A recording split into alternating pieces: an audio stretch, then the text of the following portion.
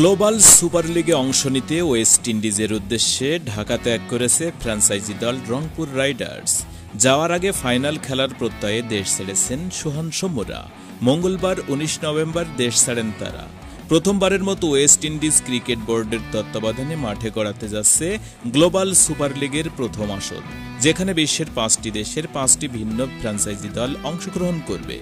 প্রথমবার অংশ নিতে যাওয়া এ টুর্নামেন্ট ক্রিকেটারদের জন্য একদিকে যেমন চ্যালেঞ্জ, তেমনি অন্যদিকে অভিজ্ঞতা অর্জনের অসাধারণ সুযোগ।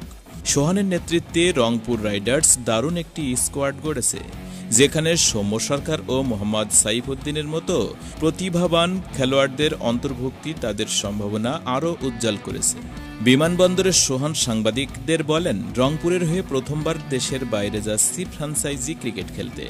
আমি বারবারই বলছি, এটা আমাদের জন্য অনেক বড় সুযোগ, যেহেতু এখন শুধু রংপুরের হয়ে না, পুরো বাংলাদেশের প্রতিনিধিত্ব করছি।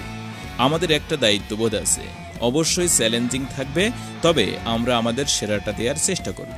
তিনি আরও যোগ করেন, বাংলাদেশ দলের হয়ে অনেকবারই উইন্ডিজে যাওয়া হয়েছে, যদিও রংপুরের হয়ে যাচ্ছি, তবে বাংলাদেশকেই প্রতিনিধিত্ব করতে যাচ্ছি। এই টুর্নামেন্টে খেলতে আমরা মুখিয়ে আছি, অনেক বেশি দায়িত্ব আছে এখন ভালো কিছু করার।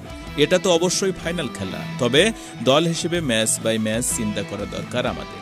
যেহেতু ৫টা দল, এখানে অনেক প্রতিযোগিতা হবে, এখান থেকে ফাইনাল খেললে আমাদের বড় পাওয়া হবে।